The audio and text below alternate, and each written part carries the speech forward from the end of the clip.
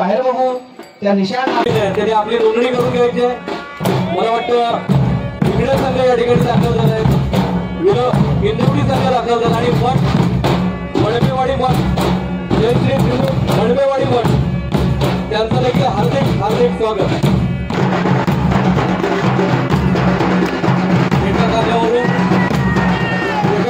दुसऱ्या खाद्यावरती बाकी हलगर्जीपणे खेळण्यासाठी आपल्याला पाहायला मिळते. वा कुठेही बीट सोडला जात नाही, प्रत्येक बीट वरती चाल आपल्याला दिसते.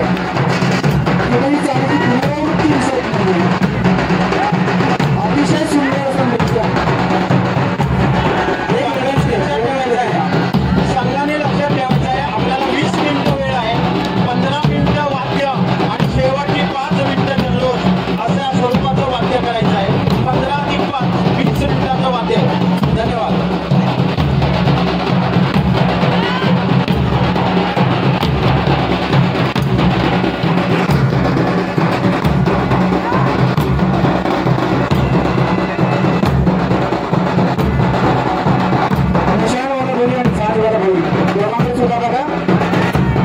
अतिशय सुंदर मिलाप आहे दोघांचा.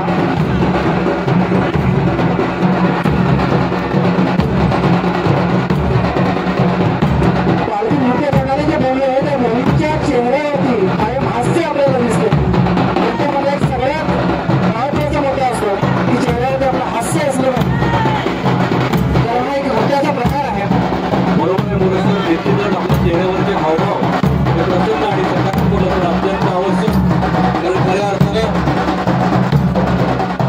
पालखी नृत्य स्पर्धेत या भगवंताची पालखी खांद्यावर घेऊन ठेवण्याचा आनंद पण यावेळेला रुपये आणि त्यावेळेला चेहऱ्यावरचे आनंद असणं अत्यंत आवश्यक. दरम्यान जय श्री त्रिमुख मडमेवाडी मठ संघ या ठिकाणी दाखल झाला आहे. संघाच्या प्रतिनिधींनी जवळ स्टेजजवळ यायचं आहे.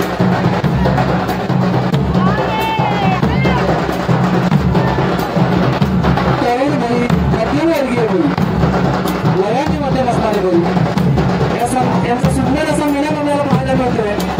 वय थोडंसं जास्त असलं तरी पण एनर्जी कमी नाही आहे. तरुणाला असणारच एनर्जी आहे. जय श्री त्रिमुख मडमेवाडी मठ संघ दाखल झाला आहे.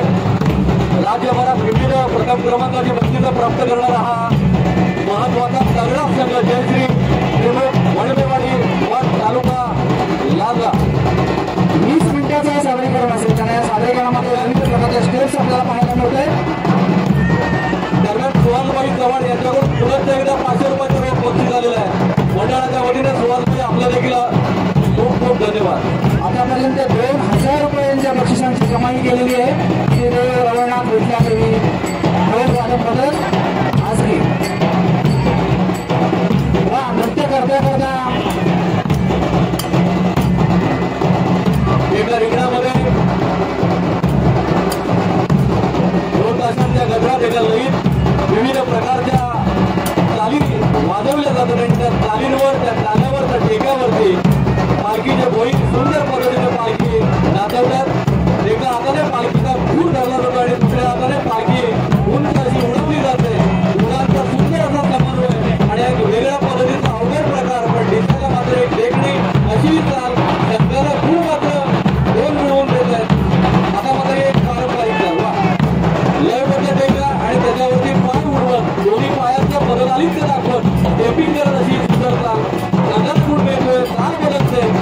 दरम्यान रान आणि दिशांना तितक्याच उत्साहानं आपलं काम जोर बजावतात. ढोलवाले मात्र पारंपरिक लयीत ढोल वादन करतात. ताशांचं जरा तेवढं जोर सर दोघांमधलं कोऑर्डिनेशन बघा. त्यांनी दोघांमधलं कोऑर्डिनेशन बघा किती अतिशय सुंदर आहे. चेहऱ्यावरचे हावभाव बघा. स्पर्धेमध्ये उतरण्याची किती तयारी करावी लागते. सर्व प्रेक्षकांना याचा अनुभव आलेला असेल. आपण सर्व बघा अत्यंत मेहनत घ्यावी लागते. खूप सराव करावा लागतो. त्यावेळी असं सादरीकरण यशस्वी होत जातो. छान आणि निशाणमध्ये दोन्ही भाऊ यांनी आपली जागा बदललेली आहे. उन्हाच्या बाहेर डाव्या बाजूला ते आपलं त्याला सादर करत आहेत. हेच आकर्षण असतं.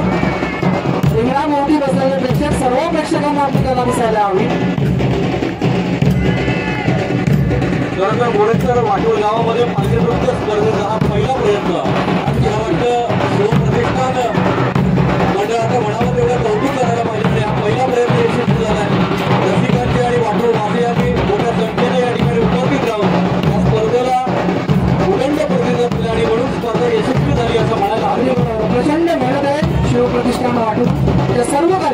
अध्यक्ष अजिंक्य सचिन या सर्वांसोबत कार्यकर्ते गेले महिनाभर संपूर्ण स्पर्धेची तयारी या ठिकाणी करतात. 100% बरोबर. परंतु मला या सर्वांबरोबरच आणखी काही वर्गाचं महत्वाचं या ठिकाणी महत्व अधोरेखित करायचं. जर गावामध्ये कोणतीच स्पर्धा असेल तर मला वेगवेगळ्या गावांमध्ये आज चाकरमानी कमी संख्येने पाहायला मिळतात.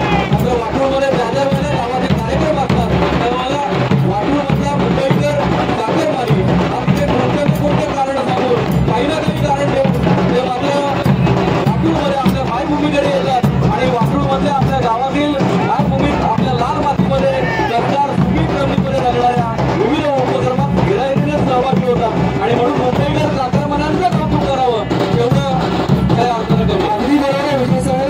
गणेशोत्सव आणि मगाशीच मी म्हटलं गणेशोत्सव आणि शिमगोत्सव हे 2 मोठे सण आपल्या कोकणामध्ये साजरे केले जातात. अनेक चाकरमानी आपल्या प्रवासाला खोटं सांगून सुद्धा रजा देतात. रजा जर देत नसेल तर काहीतरी वेगळी केली जाते. पण या दोन्ही सणाने चाकरमानी आवर्जून उपस्थित राहतात आणि आता अशाच प्रकारच्या स्पर्धा आणि गावामध्ये होणारे अशा प्रकारचे वेगळे सामाजिक शैक्षणिक धार्मिक उपक्रम या उपक्रमांना सुद्धा चाकरमानीची जोरदार अशी हजेरी दिसत आहे. 2-4 मुली एकत्र येऊन कार्यक्रम नृत्य होत आहे. अतिशय सुंदर बघण्यासारखी स्टेप होती. मला वाटतं मनोरंजन करण्याच्या तयारीमध्ये श्री अगदी बरोबर आहे. रवळनाथ विठ्ठल युवक संघ मला वाटतं आहे. छान असं मनोरंजन आपल्याला पाहायला मिळणार आहे. की वर्तुळाकृती मला वाटतं कमळ पुष्पांची उमललेलं कमळ आहे. उमललेलं कमळ उमललेलं कमळ एका ठिकाणी स्थिर राहून आपल्याला करणं सोपं आहे. परंतु त्या कमळाच्या पाकळ्या पूर्णतः क्लॉकवाईज आणि अँटी क्लॉकवाईज फिरणं ही मोठी कसरत आणि खूप मोठ्या मेहनतीचं काम आहे आज टर्न करणं. आता मात्र पाठीमध्ये पायाचं लॉक करून एका हाताने खूर धरले, 4 भुईनी धरले आणि सुंदर पद्धतीने मला वाटतं एखाद्या रीलमध्ये आपण जशा पद्धतीने एखादं सुंदर अशी कला बघतो त्या पद्धतीने स्टंट बदलला सुद्धा बघा. तेच म्हणून उलटे झाले. आता काय 2 फूट झाले, 4 मुलांनी 4 फूट मारले. त्याचं काय होते स्टंटसाठी अतिशय सुंदर आणि अलगदपणे पापणी लवकर न लवकर तोपर्यंत स्टंट बनवतो मनोरा किंवा काही कला प्रकार सादर करण्याच्या रवळनाथ विठ्ठल रांगेचा संघ दरम्यान मनोरा असलाय. मनोऱ्याचे गुण मात्र संघाला मिळणार आहे. एवढ्याच ताकदीने ढोल ताशावादन एकच ताल. मला वाटतं आता मात्र ठेका बदलण्याची वेळ झालेली आहे. आता मात्र ठेका बदलण्याची वेळ झाली. लवकर आपलं मार्गदर्शन लवकर आपला अनुभव या ठिकाणी पडायला लावत आहेत. विशाल नृत्य करणारा छोटा जो कलाकार आहे त्या कलाकारासाठी श्रीकांत सुरेश चव्हाण यांच्याकडून 500 रुपयाचे पारितोषिक आलेले आहे. खूप खूप धन्यवाद श्रीकांतजी.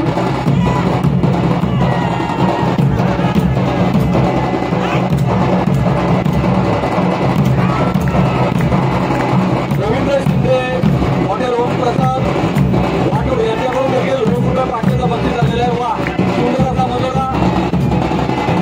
4 भुई आणि त्या 4 भुईने देखील 4 इटके घेतले आणि सुंदर पद्धतीने पालखी खेळवली.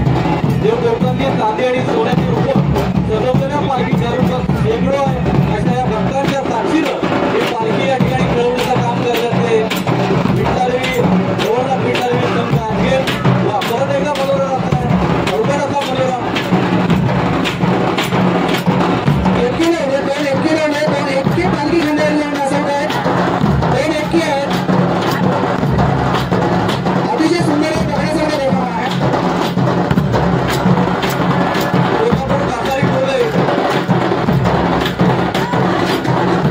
बघा आपल्या कोकणातील पारंपरिक लोककला प्रकाराचं महत्व आणि ताकद किती आहे बघा. कोल्हापूरची मंडळी कोकणात कीर्तनाला जात असताना महामार्गावरून या पालखी नृत्य आणि ढोल ताशाचा आवाज आला म्हणून महामार्गावरून थोडीशी आतमध्ये आली आणि हा लोककला प्रकार पाहून ती देखील अचंबित झाली आणि मला वाटतं ₹500 बक्षीस या ठिकाणी त्यांनी दिलेलं आहे. मंडळाच्या वतीने कोल्हापूर वासियांचे देखील मनापासून धन्यवाद धन्यवाद धन्यवाद. श्रीकांत रामकृष्ण चव्हाण यांच्याकडून या छोट्या भावासाठी 500 रुपयाचे पारितोषिक आलं होतं. आपलं नाव वेगळं घेतलं. श्रीकांत रामकृष्ण चव्हाण तांबळवाडी वारकरी संप्रदाय अध्यक्ष सलामया नंदेश्वर तात्या चव्हाण यांच्याकडून 500 रुपयाचे पारितोषिक आलेले आहे. आज त्यांचा वाढदिवस आहे. वाढदिवसाच्या खूप शुभेच्छा.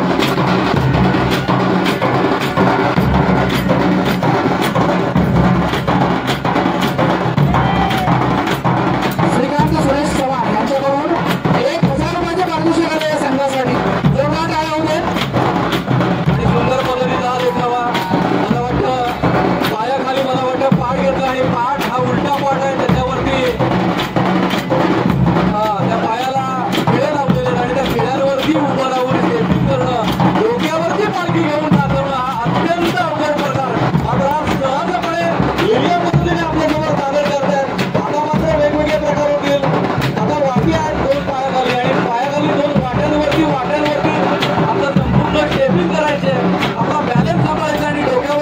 पालखी देखील सांभाळायची, पालखीचं पावित्र्य सांभाळायचंय आणि उत्साहाला पालखी घडवायची आणि हे सगळं सहजपणे जमतंय. रवळनाथ विठ्ठल संघाच्या या जुन्या जाणत्या खेळाडूला कसलेला खेळाडू सुंदर पद्धतीने पालखी नृत्यामध्ये आपली कला दाखवतो. जोरदार टाळ्यांच्या गजरात आपण यांचं देखील कौतुक करूया आणि त्यांना प्रोत्साहन देऊया. उद्याचा कोकणी माणूस हा इतर सर्व बाबींमध्ये कॉम्प्रोमाइज करेल, पण परंतु देव आणि धर्म याच्यामध्ये अजिबात कॉम्प्रोमाइज झालं नाही. पालखीमध्ये जेव्हा देव असतो तेव्हा ती देवाची पालखी डोक्यावर नाचवण्यामध्ये जो वेगळा आनंद मिळतो त्यासाठी कितीही कष्ट पडो, कितीही त्रास सहन व्हावं, असाच एक क्षण आपल्याला आता पाहायला मिळाला होता. परातीमध्ये उभं राहून ती परातीसह पालखी नाचवण्याचा प्रयत्न आहे आणि प्रयत्न यशस्वी होतोय. डोक्यावर पालखी आहे, परातीमध्ये नाही उभा आहे आणि परात सुद्धा पालखी उठ पायाने डोक्यावर पालखी नाचवली जाते. सुंदर प्रयत्न होता. सुदेव रवळनाथ विठ्ठल दोन वादन पदक आज तालुक्याला द्या. पुन्हा म्हणून नासाहेब गोरे कोल्हापूर हे भजन कीर्तन करायला या ठिकाणी आले होते. नासाहेब गोरेंची संपूर्ण कोल्हापूरची टीम आणि त्यांचा देखील पुन्हा एकदा मनापासून धन्यवाद. त्यांनी ₹500ची देणगी या ठिकाणी दिलेली आहे. पुन्हा एकदा मला वाटतं शेवटच्या टप्प्यामध्ये पहिला सण करतो आणि आता मात्र पाणी बदल रंगत वाढच केलेली आहे उद्या सर. रंगत वाढतंय. डोक्यावर कलश, कलशावर पालखी आणि पालखी नृत्य. आपण जसं दहीहंडीमध्ये पाहतो वेगवेगळे मनोरे असले जातात तसे मनोरे आपला पालखी नृत्य स्पर्धेत देखील होतात. बघा दोन्ही हाताने सहजपणे उत्स्फूर्तपणे मोठा चढते 4 एक्के लावलेत. अजून एक्के आहेत वरचे 4 मात्र 2 एक्केनी पालखी नृत्य आणि पालखी नाचवली जाते. डोळ्याच्या कारणात नाही म्हणजे काय असतं निष्ठा कधी आपल्याला पाहायला मिळतं. निश्चित बोलायचं आणि आता मात्र दोन्ही हात वर करून दोन्ही हाताने दूर धरले आणि अवघडपणे लिहिल्यापणे पालखी खेळली जाते. हा स्टंट सोपा नाहीये. स्नायूमध्ये प्रचंड व्यापकपणा असायला लागतो तरी तरच हे बॅलन्सिंग संपतो. सांगा शेवटचे कुलकर्णी सर. कुलकर्णी सर शेवटची मिनिटं सांगा, वेळ सांगा, वेळ.